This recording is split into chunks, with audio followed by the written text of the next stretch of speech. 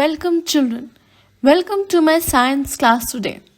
The lesson for today is air.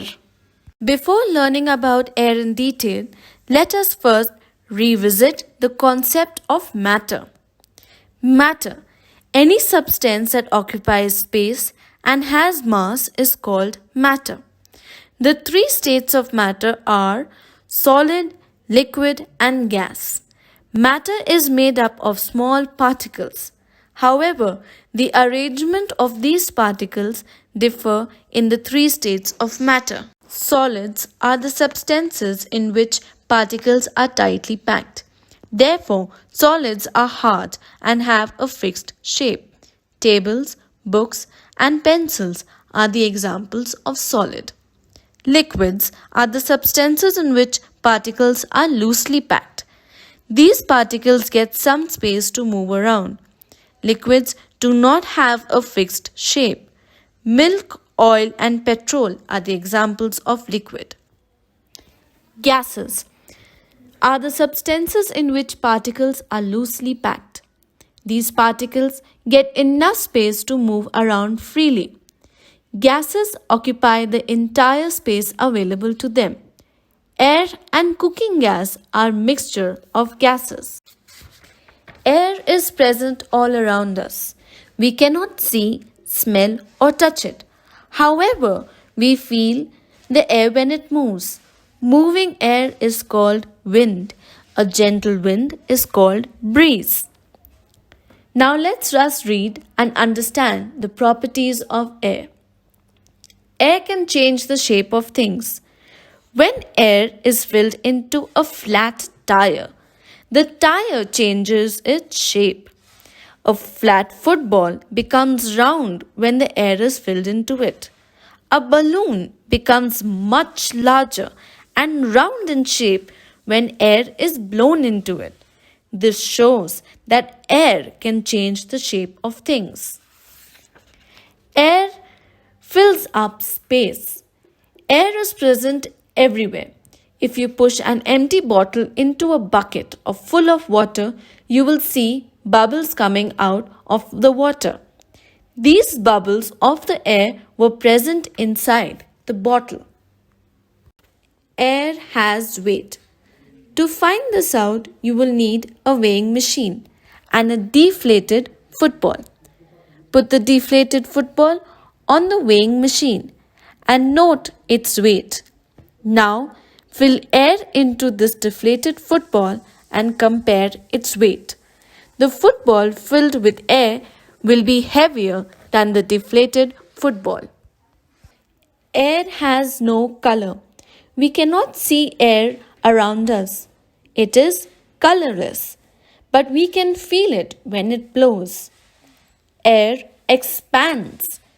When air gets heated up, its particles move further apart from each other, and thus it expands.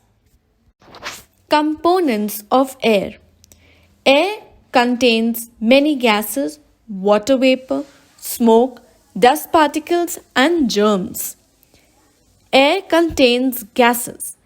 Air contains gases such as oxygen, nitrogen, and carbon dioxide. Nitrogen is most abundant gas present in air. Oxygen is required for burning. Living things breathe in oxygen. Carbon dioxide is used by plants to make food. Air contains water vapor too. Conditions: smoke, dust, and germs. You may have seen smoke coming out of vehicles and chimneys in factories. Wind carries dust and smoke particles all over great distance. Air also contains germs. Germs are tiny living organisms that cause diseases. Smoke, dust, and germs make the air dirty. Dirty air is called polluted air. If we breathe polluted air, we will fall sick. Uses of air. Air is useful to us in many ways. All living things need air to breathe and stay alive. Air helps birds to fly. Air is useful to fill balloons, footballs, and tires. Air is also needed for burning. Let us sit straight on a chair.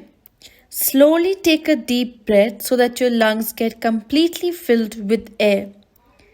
This is the process of inhaling. Hold your breath for a moment. Now slowly breathe out through the nose. This process is called exhaling. The process by which we take air in and give out of our body is called breathing. Animals need air for breathing. Different animals have different breathing organs. Insects breathe through the tiny holes called spiracles. Fish breathe through gills. Frogs breathe through their lungs and moist skin. Birds and reptiles breathe through their lungs. Humans also breathe through their lungs. They take in air through their nose. This is called inhaling. In the lungs, the exchange of gases takes place. Then the air goes through the nose. This process is called exhaling. The process of breathing comprises of inhalation and exhalation. Inhalation and exhalation of air.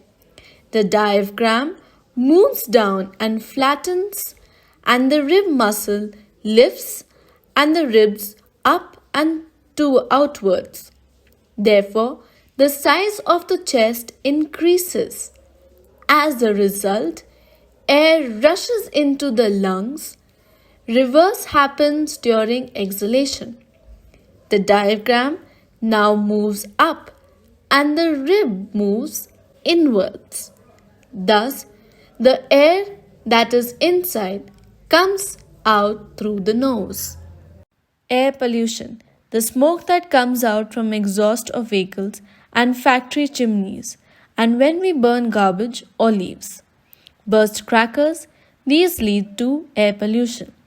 They may cause difficulty in breathing and other health problems in living beings. Other health problems in living beings are air pollution can affect the lung development and it's implicated in the development of asthma and other respiratory diseases.